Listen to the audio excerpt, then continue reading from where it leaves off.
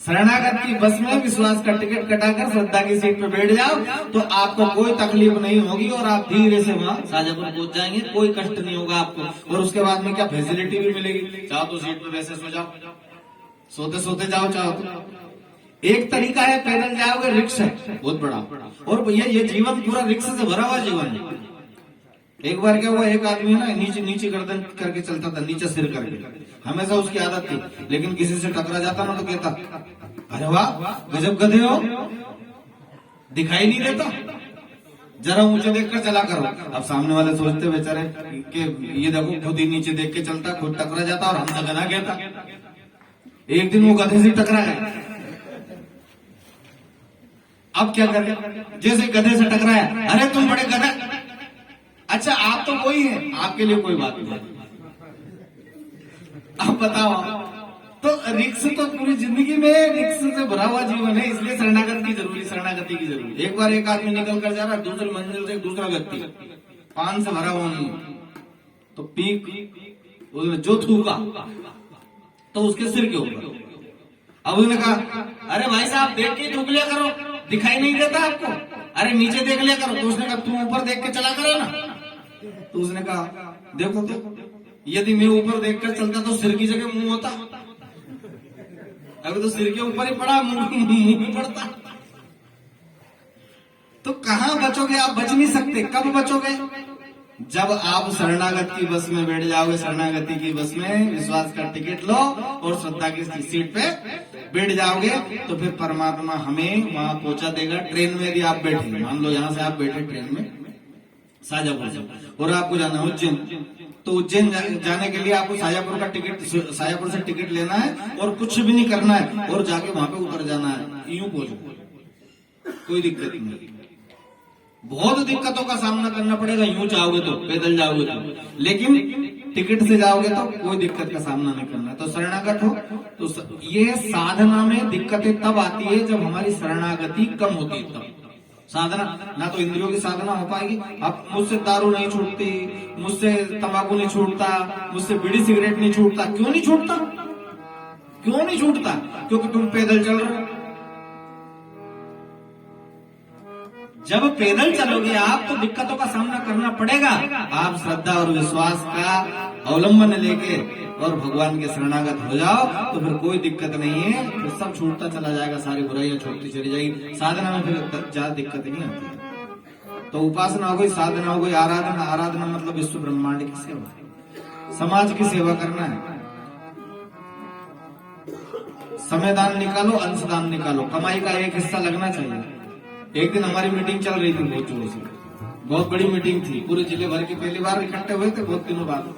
तो पूरे जिले में, जिले के लोग इकट्ठे हुए, सारे जिले के लोग इकट्ठे होकर आए और खूब प्रवचन करे, सबने एक 1-2 घंटा खूब प्रवचन करे। मेरा नंबर बाद में आया, मेरा नंबर बाद में आया। क्यों? क्योंकि सब पदाधिकारी थे, कोई जिला समन्वयक, कोई प्रांत का प्रतिनिधि, कोई क्या, कोई प्रमुख ट्रस्टी, ऐसे सब लोगों का नंबर है। मेरा बाद में आया। तो मुझसे कहा राम स्वरूप जी बोलेंगे, लेकिन समय का ध्यान रखते हुए थोड़े शब्दों में अपनी बात को पूरा करें। तो मैं उठा और मैंने माइक पर कहा कि मैंने कहा आपको जितने भी मेरे पूर्व के वक्ता थे, इन लोगों की बात समझ में आ गई।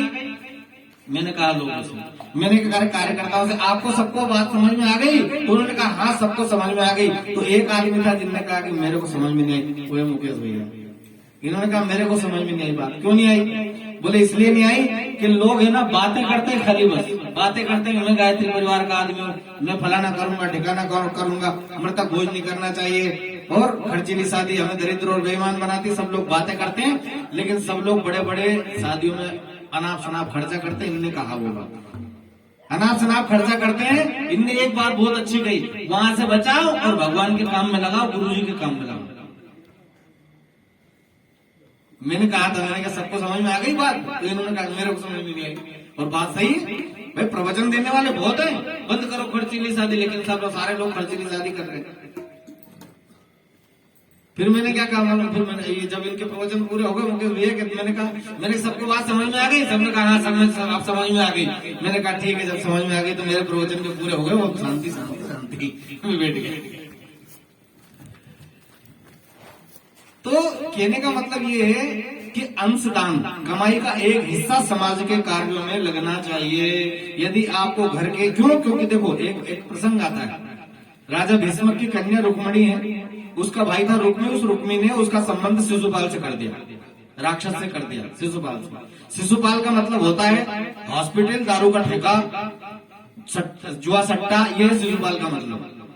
किस और रुक्मिणी जी कौन है? रुक्मिणी जी लक्ष्मी जी का होता है, रुक्मिणी जी लक्ष्मी जी का अवतार, भगवान कृष्ण है नारायण के अवतार, है ना। और शिशुपाल कौन? शिशुपाल है दारू का ठेका, शिशुपाल है कौन?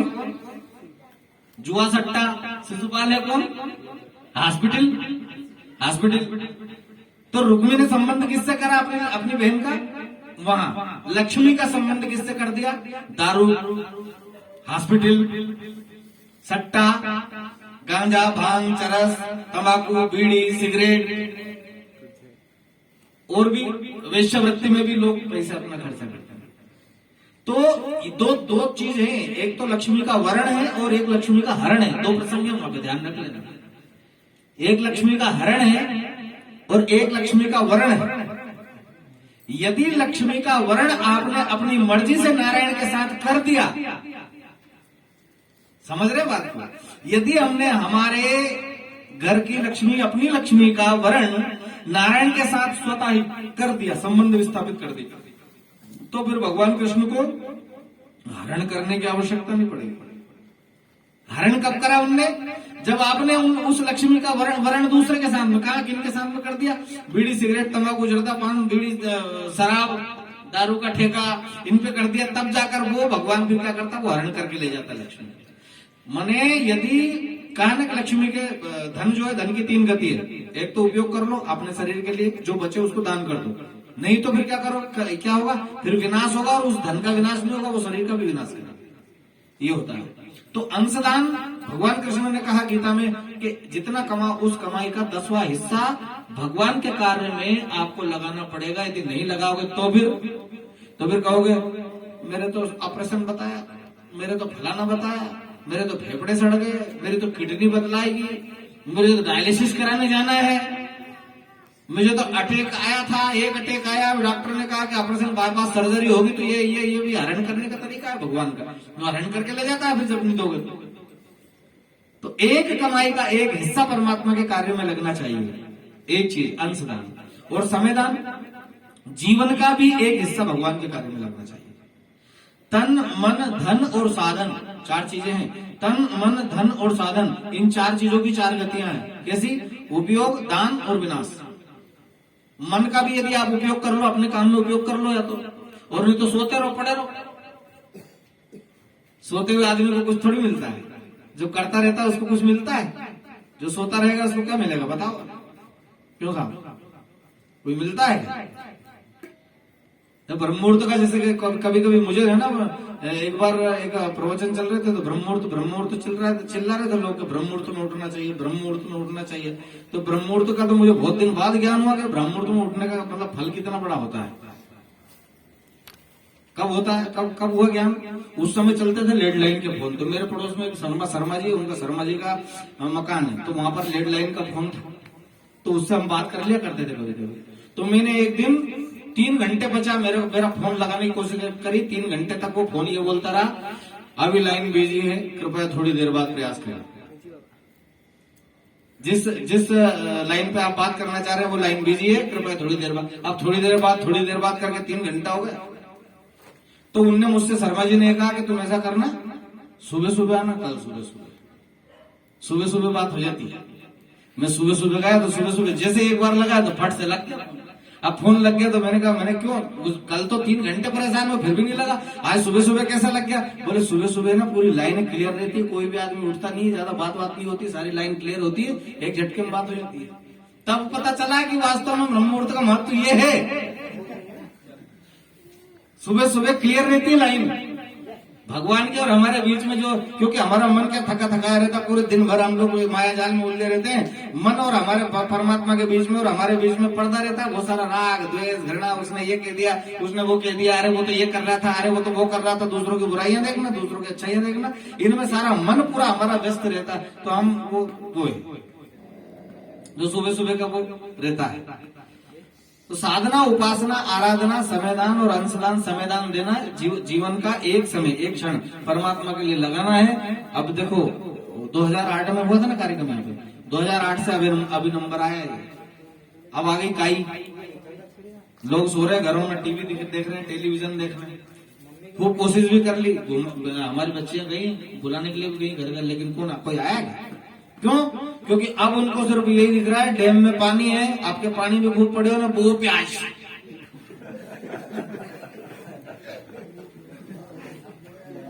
इनको बस नहीं तो इतना बड़ा बड़ा प्याज कर ले कि वहां हाथी से खींच के दिल्लों में लाना पड़ता।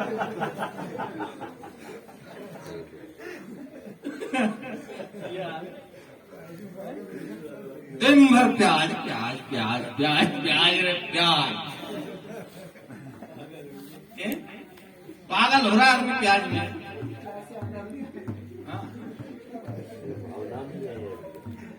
आंसू ला देगा प्याज आपके। तो प्याज है ये, तो प्याज, मैं प्याज की नहीं कह रहा हूं, आदमी ऐसा पागल हो रहा है माया में, मतलब माया में इतना भयंकर पागल हो रहा है आदमी कि उसको कुछ समझ में नहीं आ रहा है कि मैं करूं क्या। तो करना पड़ेगा भैया, समय देना पड़ेगा, भगवान के नाम समय दो। अच्छा, जीवन दुर्लभ है, बड़े भाग्य मानुष तन पावा, सुर दुर्लभ सदग्रंथन गावा, खूब कहते हैं लोग, खूब चौपाइयां पढ़ रहे लोग, और जो चौपाई पढ़े नहीं वो ही नहीं माने बात। चौपाई तो खूब पढ़े लोग, लेकिन समझ में नहीं आता लोग। तो चौपाई पढ़ने से कुछ नहीं होता, जीवन में उतारना पड़ेगा कि वास्तव में मनुष्य जीवन दुर्लभ है। हाँ दुर्लभ है, यदि दुर्लभ है तो उसकी कद्र करो। जैसे सोना दुर्लभ है ना, सोना दुर्लभ है तो लोग सोने को कैसे रखते हैं, कितना संभाल कर रखते हैं। बार बार कान पे हाजा ताप सर गिर तो नहीं बोल, क्यों साहब? यदि कहीं गए ना लोग, आजकल क्या सुनने में आता है, चेन छीन के ले जाते हैं लोग। आजकल लोग कहते ट्रेन में चढ़ते वक्त चेन छीन लेते हैं। तो कितनी माता बहनों को मैंने, जब वो चढ़ जाए और एक दो के धक्का मार के इधर सीट पे जगह बना ले और वहां बैठ जाए, जगह बाद में देखे मंगलसूत्र तो नहीं तोड़ ले कोई। जो चीज दुर्लभ है जिंदगी में, उस दुर्लभ चीज की हम लोग कद्र करते हैं, लेकिन यह हीरो को पर कहीं और आप कोई नहीं। ये जो जीवन है ये भी तो हीरा है, इसकी परख किसने करी? ये भी तो दुर्लभ है। सोना तो तुम चले जाओगे तो तुम्हारी बहू करेगी, तुम्हारे साथ जाना है ही नहीं, बुलाए नहीं उसका, तुम्हारे बेटे का बाप नहीं बुला तुम्हारे साथ, सोना जला देगा क्या है? हाँ वो कड़ी वाला है ना। एक बार मैं देह संस्कार करने गया, देह संस्कार एक बुढ़िया का देह संस्कार था, माता जी का, समाज नहीं बताऊंगा मैं, कड़ी पहनती, मोटी मोटी कड़ी, इतनी मोटी मोटी चांदी की कड़ियां, जैसे कड़ी बोलती हो, कड़ी बोले ना, आपके इधर पहनते क्या कोई समाज पहनते? तो वो अब उसमें क्या रहता है, आज से 15 साल पहले बात बता रहा हूँ, 12-15 साल पहले, जब मैं गायत्री परिवार से 4-5 साल हुए जुड़े हुए, उस समय देह संस्कार करवाने जाता था। तो मैं देह संस्कार करवाने गया तो बहुत देर हो गई, मैंने कहा भैया इनको सुलाओ ना माता जी को ऊपर, बहुत देर हो गई, हमें भी तो जाना है यार, बहुत टाइम हो गया। बोले गुरुजी 2 मिनट रुक जाओ, बस खाली कड़ी हिल। अरे मैंने जल जाने दो, साथ में पूरे बेचारी ने पूरे जीवन कमाया तुम्हारे साथ में, ये जल जाएगी तो क्या? अरे बोले चांदी की कड़ी 1-1 किलो की 2 किलो है। तो वो क्या कर रहे हैं मालूम, वो जो किसान का पहले वो बेल वाली बक्खर रहती थी, बेल वाली बक्खर, तो कई बोले उनके दाता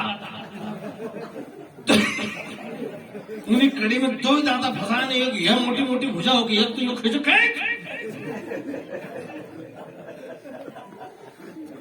मासूरी और चौक खेचा। हमने वहीं पे पुस्तक लेके हाथ में खड़ा, मंत्र बोलने के लिए। अब मैं मंत्र बोलने का जैसे उसने ताकत लगाई, माँ के पांव थे छोटे छोटे पतले पतले, बेचारी बुजुर्ग ज्यादा थी, ज्यादा उम्र थी, हड्डियां हो गई थी कमजोर, तो तोड़ के पांव ने फिरा दियो, पांव आसपास घूम गया, पांव तोड़ दियो।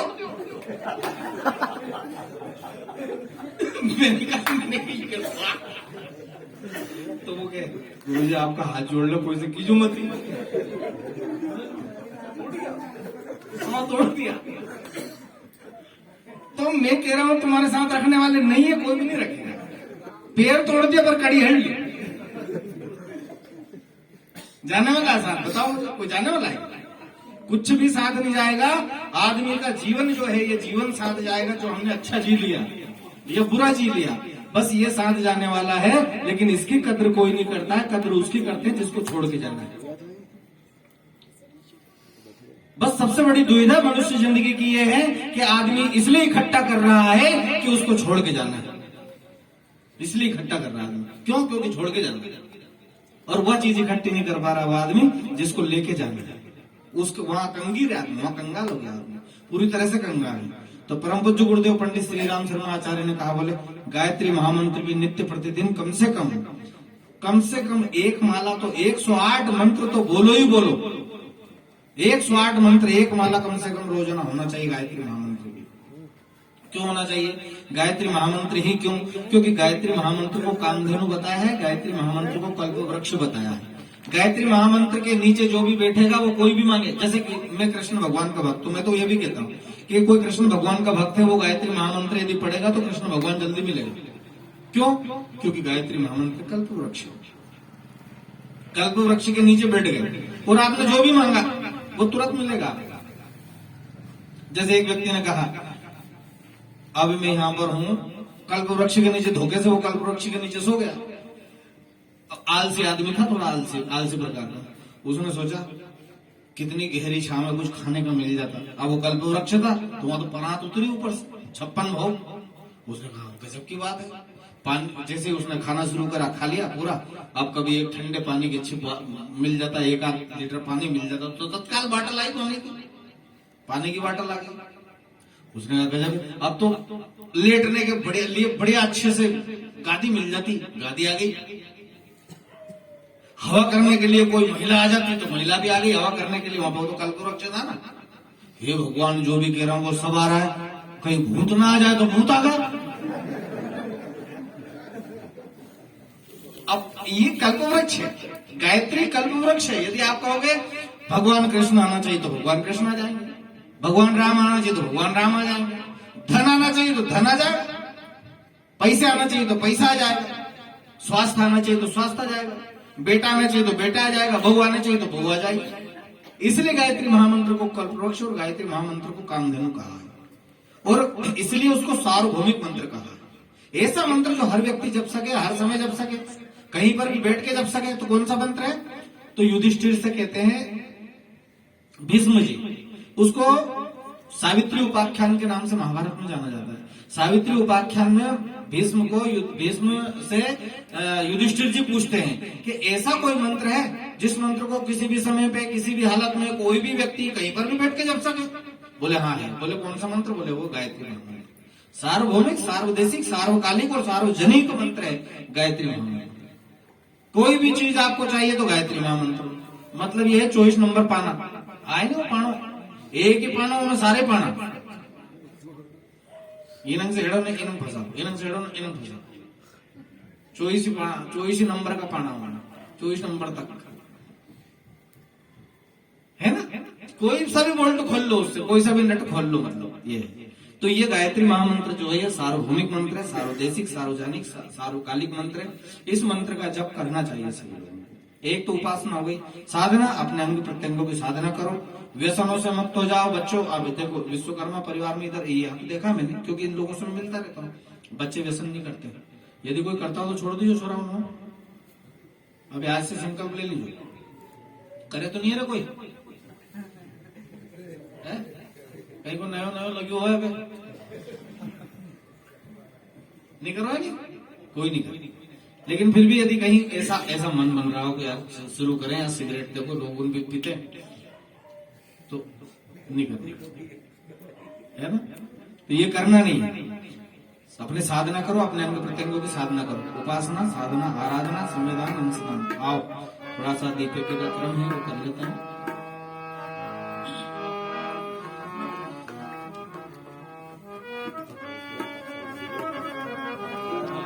चलिए हाथों को मुट्ठी बांध कर ऐसे खड़ा कर लीजिए।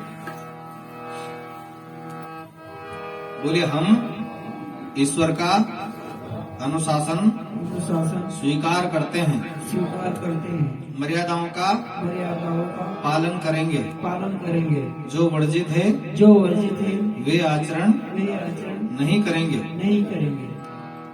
हे महाकाल, हे महाकाल, उज्जवल भविष्य की